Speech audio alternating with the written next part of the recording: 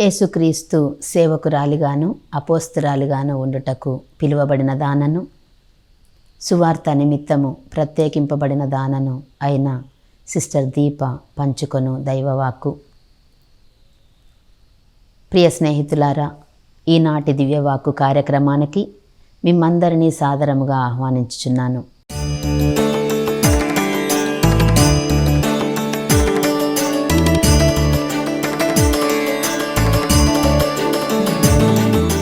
ఈరోజు మన ధ్యానాంశము యేసుక్రీస్తు సిలువలో నుండి పలికిన రెండవ మాట.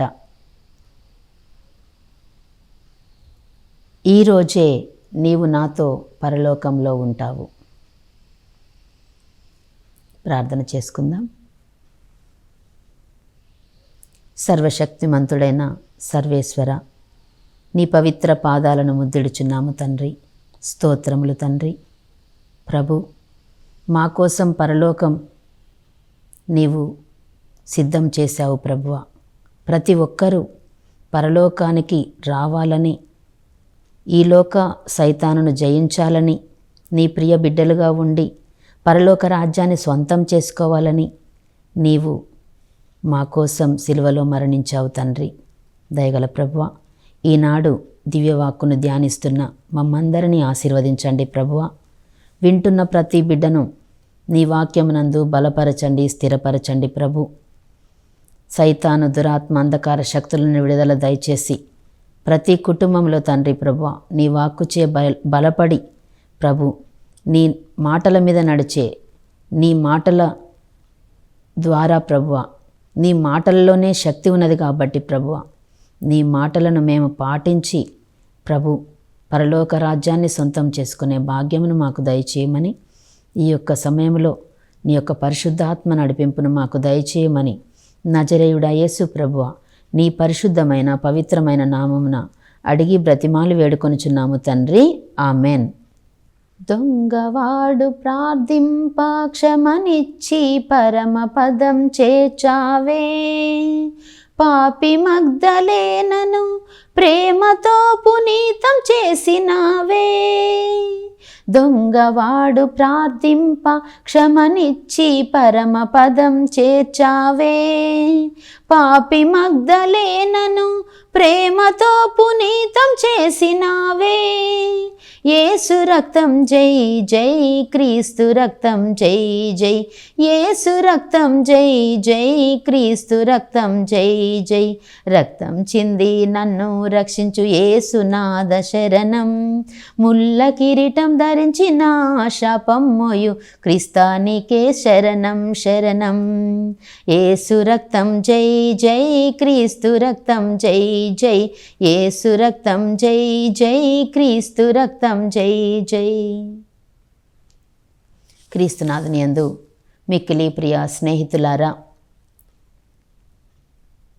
మార్కు సువార్త 14వ అధ్యాయము 1-2 వచనములను మనం చూస్తే, పాస్కా పులియని రొట్టెల పండుగకు 2 దినములకు ముందు ప్రధాన అర్చకులు, ధర్మశాస్త్ర బోధకులు కపటోపాయముచే యేసును ఎట్లు బంధించి చంపుదమా అని సమాలోచనము చేయసాగిరి.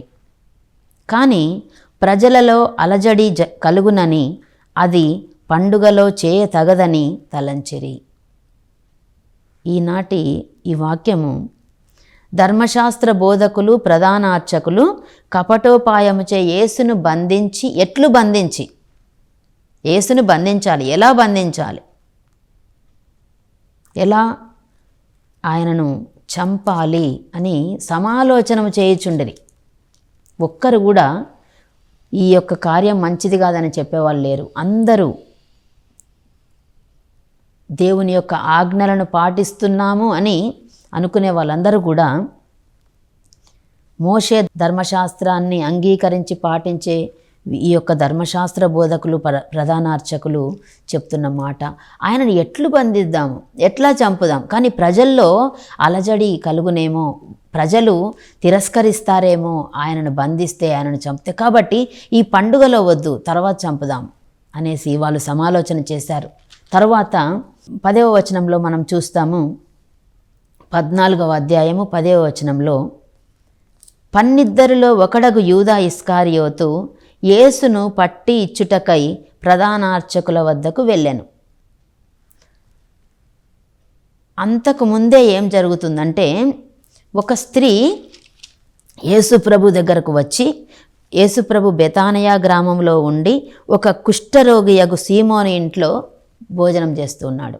ఆ సమయంలో ఒక స్త్రీ వచ్చింది. అక్కడికి వచ్చి విలువైన తైలము, పరిమళ తైలము గల పాత్రతో వచ్చి ఆయనను, ఆ పాత్రను పగులగొట్టి దానిని ఆయన శిరస్సుపై పోసింది. ఆ యొక్క పరిమళ ద్రవ్యాన్ని యేసు ప్రభు యొక్క శిరస్సుపై పోస్తూ ఉంది. ఆయన యొక్క ప్రేమ, నా ప్రభువును ఈ పరిమళ తైలముతో నేను అభిషేకిస్తాను, నేను ప్రభువు మీద పోస్తాను, ఇది చాలా విలువైంది అని ఆ స్త్రీ తీసుకొచ్చి ప్రభువు మీద పోసినప్పుడు అది చూసిన కొందరు అక్కడ ఉన్నవాళ్ళు అనుకుంటున్నారు, ఈ వృధా వ్యయం ఎందుకు, ఇంత ఖరీదైన పరిమళ ద్రవ్యాన్ని అనవసరంగా నేలపాలు చేయడం ఎందుకు, యేసుక్రీస్తు తల మీద పోయడం ఎందుకు అని వాళ్ళు అంటున్నారు. అయితే యోహాను సువార్తలో ఏం రాయబడి ఉందంటే, ఇదే విషయము ఏమని రాయబడి ఉందంటే, యూదా ఇస్కారియోతు చెప్పినట్లుగా వ్రాయబడి ఉంది. అంటే ఈ పరిమళ తైలము 300 దీనారములకు అమ్మి పేదలకు ఇయ్యకూడదా, ఎందుకు ఈ వృధా ఖర్చు అని యోహాను సువార్త 12వ అధ్యాయము 5వ వచనంలో యూదా ఇస్కారియోతు అంటుండగా మనం చూస్తున్నాము. అదే వాక్యంలో చెప్పబడుతూ ఉంది, అతడు పేదల పట్ల జాలితో ఇట్లు అనలేదు, కానీ వాడు దొంగ, తన యొద్దనున్న డబ్బుల సంచి నుండి దొంగిలించుచుండును. అయితే నిజంగా ఆ పరిమళ ద్రవ్యాన్ని అమ్మి 300 దీనారములు ఈయనకు వచ్చి ఉంటే అతడు నిజంగా పేదల కోసం ఖర్చు పెట్టేవాడా అంటే అది ప్రశ్నార్థకమే. ఎందుకంటే దేవుని వాక్యం సెలవిస్తూ ఉంది, అతడు దొంగ, తన యొక్క డబ్బుల సంచి నుండి ఆయన దొంగిలించుచూ ఉండును అని రాయబడి ఉంది. ప్రియ స్నేహితులారా, ఇలా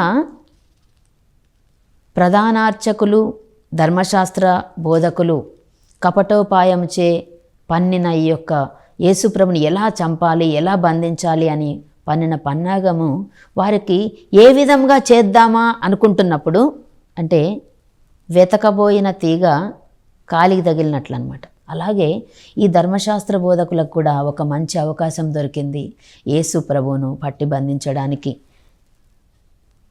యేసును పట్టి ఇచ్చుటకై యూదా ఇస్కారియోతు ప్రధాన అర్చకుల వద్దకు వచ్చెను. మార్కు సువార్త 14వ అధ్యాయము 11వ వచనంలో. అది విని వారు మిగుల సంతసించి, చూసారా ప్రియ స్నేహితులారా, ఆ విషయం విని వారు మిగుల సంతసించి వానికి కొంత రొక్కమును ఇచ్చుటకు వాగ్దానము చేసిరి. కనుక వాడు ఆయనను పట్టి ఇచ్చుటకు కాచుకొని ఉండెను. వాడు ఆయనను పట్టి ఇచ్చుటకు కాచుకొని, ఎక్కడ యేసుప్రభు ఎక్కడ ఉంటాడా, అప్పటి నుండి ఎప్పుడైతే ఆ ప్రధాన అర్చకుల దగ్గర, ఆ యొక్క పరిసయ్యుల దగ్గర డబ్బులు తీసుకున్నాడో అప్పటి నుండి యేసు ప్రభు ఎక్కడికి వెళ్తున్నాడు, ఈ సమయంలో ఎక్కడ ఉంటాడు, ఆ సమయంలో ఎక్కడ ఉంటాడని నిఘా వేస్తున్నాడు యూదా ఇస్కారియోతు. ప్రియ స్నేహితులారా, అయితే యేసు ప్రభువును అప్పగించడానికి వెళ్తూ ఉన్నాడు. వెళ్ళినప్పుడు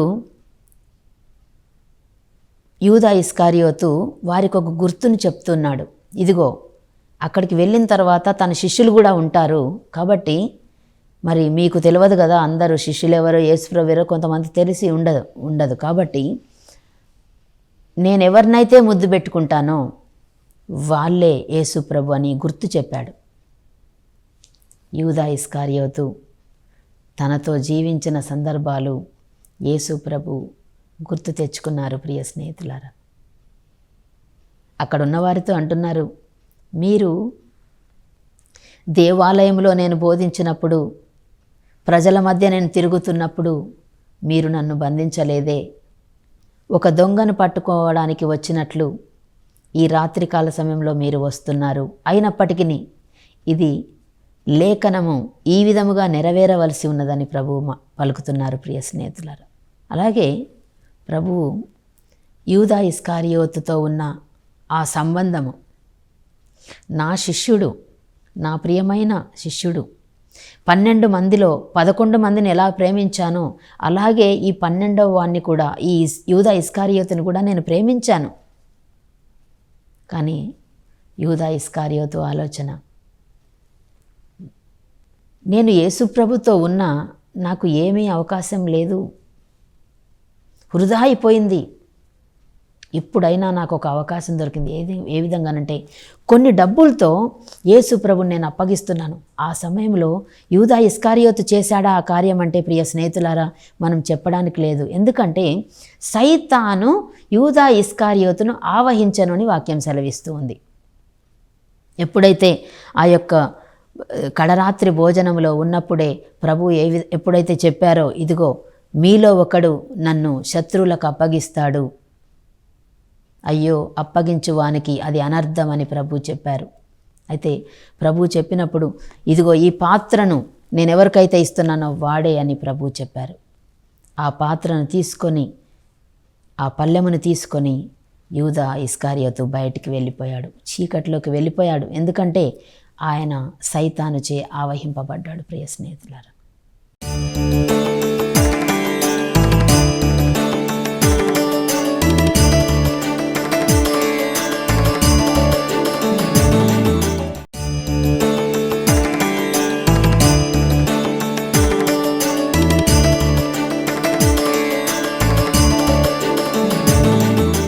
ఈరోజు మన ప్రక్కవారు కానీ ఎవరైనా సరే ఇలాంటి తప్పులు చేస్తున్నప్పుడు, ఇలాంటి కొంచెం వారి యొక్క త్రోవ తెలియక ప్రవర్తిస్తున్నప్పుడు మనము గ్రహించాల్సిన విషయము, వారిని దేవుని యొక్క ఆత్మ నడిపిస్తలేదు. ఏమి నడిపిస్తుందంటే వారిలో సైతాను ఆవహం వల్లనే వాళ్ళు ఇలా చేస్తున్నారని మనం గ్రహించవలసిన అవసరం ఉంది ప్రియ స్నేహితులారా. తర్వాత ఏం జరిగిందో మనకు తెలుసు. యూదా ఇస్కారియోతు తన పశ్చాత్తాపము ఏ విధముగా ఉందంటే, ఇంక నేను అర్హుడను కాదు, ఈవెన్ కనీసము నేను ప్రభువు దగ్గరికి పోయి ప్రభువా నన్ను మన్నించు అంటానికి కూడా నాకు అర్హత లేదు అని అనుకున్నాడు. ఎందుకు అనుకున్నాడంటే సైతాను ఆ విధంగా ప్రోద్బలం చేసింది ప్రియ స్నేహితులారా.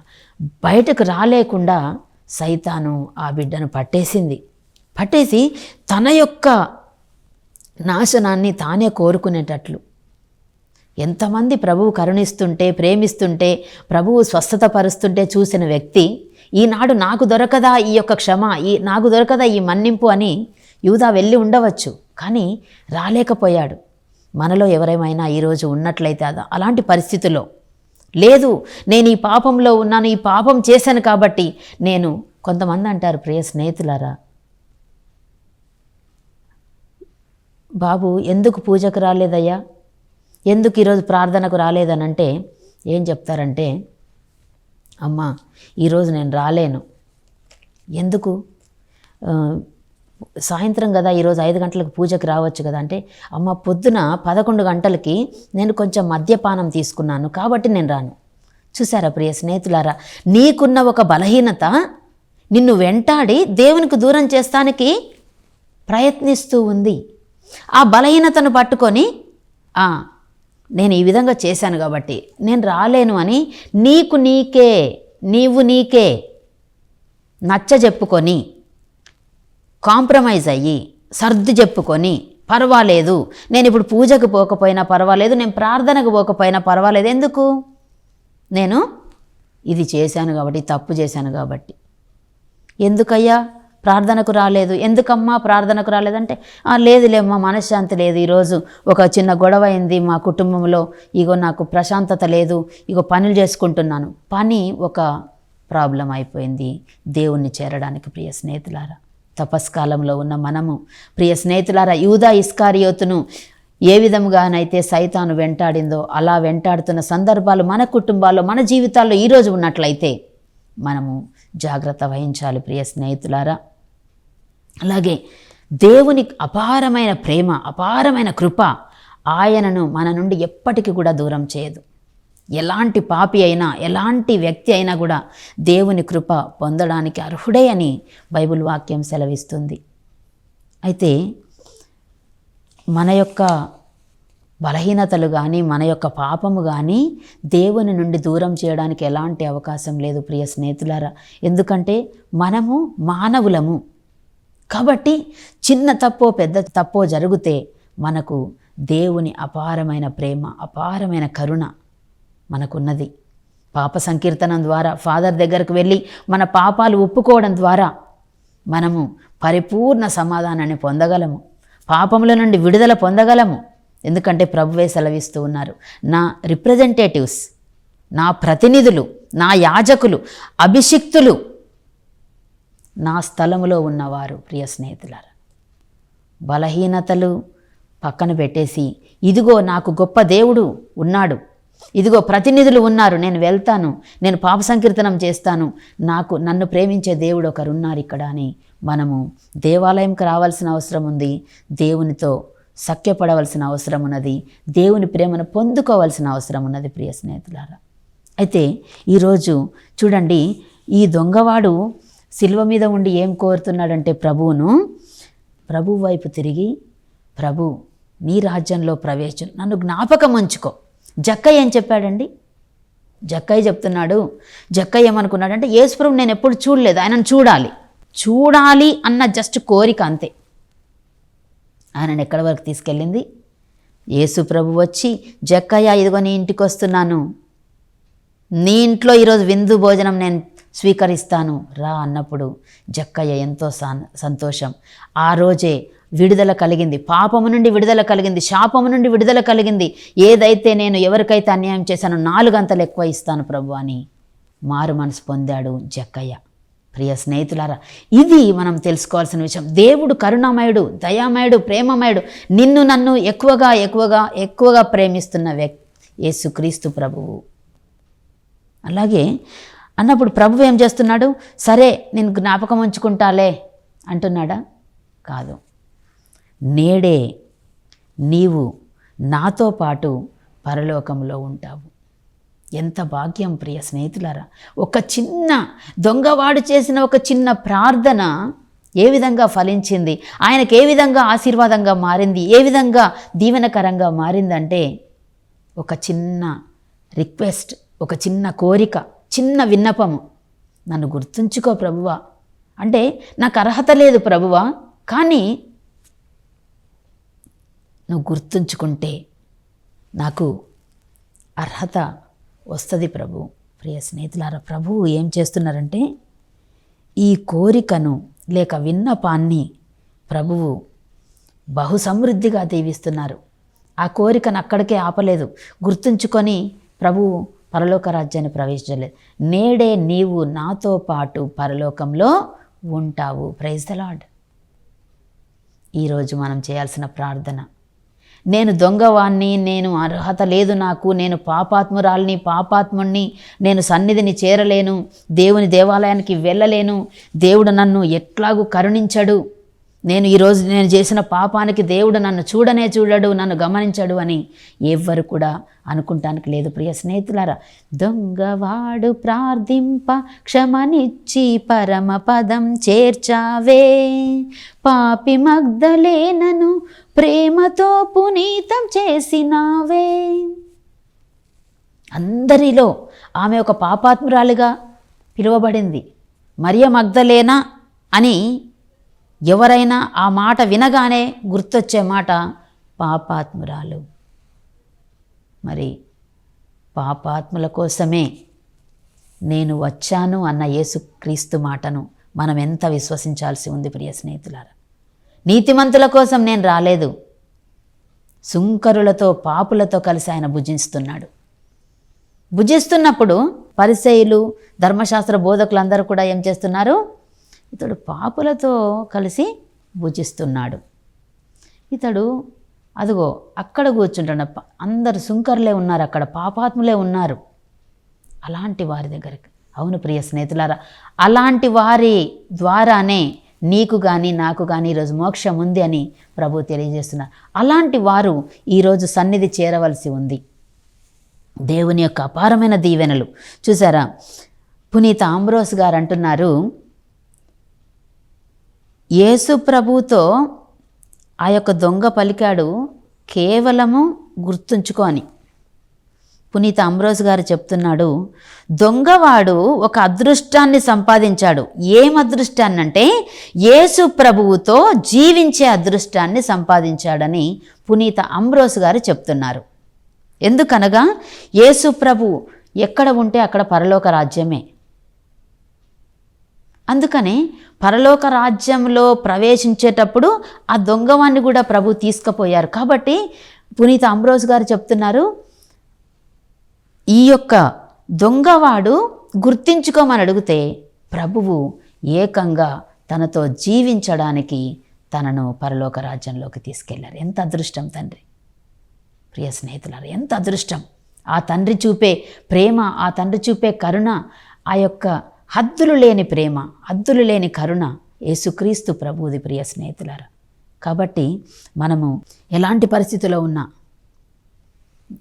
దొంగవాణ్ణి కరుణించిన ఆ యేసుక్రీస్తు, పాపి అయిన మగ్దలేనను కరుణించిన ఆ యేసుక్రీస్తు నిన్ను నన్ను కరుణించడానికి సిద్ధంగా ఉన్నాడు. కానీ మనం చేయాల్సింది ఒకే ఒక ప్రార్థన, ప్రభు నన్ను గుర్తుంచుకో, ఇదిగో ప్రభు నా బలహీనతను ప్రియ స్నేహితులరా అప్పగించాలి. నాకు సరిపోదు, నేను ఇవ్వలేను, ఆ బలహీనతను నేను వదిలిపెట్టలేకపోతున్నాను అంటే ఎవరు ఏం చేయలేరు. నేను అప్పగిస్తాను ప్రభు. ఇదిగో ఈ రోజు నుండి ఈ యొక్క తపస్కాలంలో ఉన్న మనమందరం కూడా చాలా జాగరూకత కలిగి జీవించవలసిన అవసరం ఉన్నది. ప్రార్థించాలి, ప్రభు నన్ను గుర్తుంచుకో, నన్ను జ్ఞాపకం ఉంచుకో, ఈ చిన్న బలహీనతలో నేనున్నాను ప్రభువా అని ప్రార్థన చేస్తే ఆయన ఇచ్చే అదృష్టం చాలా గొప్ప అదృష్టం. ప్రియ స్నేహితులారా, చాలా గొప్ప దీవెన, చాలా గొప్ప ఆశీర్వాదం. ప్రార్థన చేసుకుందాం. సర్వశక్తిమంతుడా, సర్వోన్నతుడా, నీ పవిత్ర పాదాలను ముద్దిడుచున్నాను తండ్రి. ప్రభు, ఈరోజు దివ్యవాక్కు ద్వారా నీ వాక్యాన్ని విన్న ప్రతి బిడ్డను కూడా పేరు పేరున దీవించి ఆశీర్వదించండి. ఇదిగో ప్రభువా, సైతాను మమ్ములను ఎప్పటికప్పుడు శోధిస్తూ నీ యొక్క రాజ్యానికి ప్రవేశించకుండా, నీ దేవాలయంలో అడుగు పెట్టకుండా, ప్రభువా నీతో పాటు గడపకుండా ఉండడానికి అహర్నిశలు ప్రయత్నం చేస్తుండగా నా తండ్రి, నీ కృపను నీ ప్రేమను మాకు కవచంగా ఉంచమని వేడుకుంటున్నాము తండ్రి. ఈ తపస్కాలంలో ఉన్న మేమందరము కూడా ప్రభు ఈ చిన్న ప్రార్థనను మా ప్రార్థనగా చేసుకునే భాగ్యాన్ని దయచేయండి తండ్రి. ప్రభు, మమ్ములను జ్ఞాపకం ఉంచుకో. మా యొక్క ప్రతి ఒక్క పాపమును, ప్రతి ఒక్క బలహీనతను నీ పాదముల చింత పెట్టి ప్రభు నీ యొక్క కృపకు పాత్రలమయ్యే భాగ్యమును దయచేయండి తండ్రి. ఎవరెవరైతే కుటుంబాలలో ప్రభువ శాంతి సమాధానాలు లేక, ఇంకా ప్రభువ ఈ యొక్క తపస్కాలంలో ఇంకా శోధనలు ఎక్కువగా ప్రభువ నీ సన్నిధానాన్ని కోల్పోకుండా, దూరం కాకుండా ప్రభువ వారు ఆ సైతానును ఎదిరించి ప్రభు నిన్ను ప్రేమించి ప్రభువ నిన్ను నీ యొక్క శ్రమలను పరిపూర్ణంగా ధ్యానిస్తూ నీ మాటల ప్రకారము ప్రభువ నీ యొక్క ఆజ్ఞల ప్రకారం జీవించే భాగ్యమును మా అందరికీ దయచేయమని, ఈ యొక్క వాక్యం విన్న ప్రతి ఒక్క కుటుంబంలో నీ యొక్క హేరాళమైన ఆశీర్వాదాలను కుమ్మరించుమని నజరేయుడా యేసు ప్రభువ నీ పరిశుద్ధమైన పవిత్రమైన నామమున అడిగి బ్రతిమాలు వేడుకొనుచున్నాము తండ్రి. ఆమెన్. యేసు రక్తమే జయము, ప్రభు యేసు రక్తమే జయము, యేసు నామమందే సంపూర్ణ విజయము, యేసు నామమందే సంపూర్ణ స్వస్థత, యేసు నామమందే సంపూర్ణ విడుదల. పరిశుద్ధుడైన దేవుడు యేసుక్రీస్తు ద్వారా తన దృష్టికి అనుకూలమైన దానిని మనలో జరిగించి ఉత్తమ విషయములను మనలో పొందుపరచునుగాక. ఆమెన్. సర్వశక్తిమంతుడైన ప్రభువు ఆయనకు ఏది ఇష్టమగునో అది యేసుక్రీస్తు ద్వారా మన జీవితములలో ఉనర్చునుగాక. ఆమెన్. నిత్యుడైన సజీవుడైన యేసుక్రీస్తునకు సర్వదా స్తుతి స్తోత్రము మహిమలు కలుగునుగాక. ఆమెన్.